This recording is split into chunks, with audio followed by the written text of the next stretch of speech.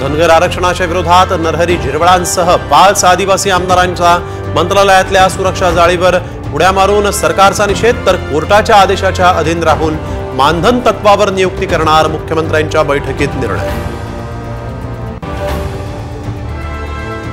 आरक्षणाची मर्यादा 50%वरून 75%पर्यंत वाढवा, शरद पवारांचं मोठं विधान। तर आधी मराठ्यांना ओबीसीतून आरक्षण द्या, मग मर्यादा वाढवा, जरांगेंची मागणी।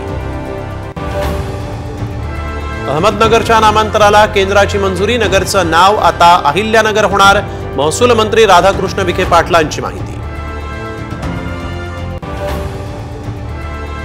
राज्यातील एनएच्या जमिनींवरील अकृषी कर माफ, व्यापारी औद्योगिक वापरासाठीच्या जमिनीही अकृषी करातून वगळल्या, मंत्रिमंडळाच्या बैठकीत मोठा निर्णय।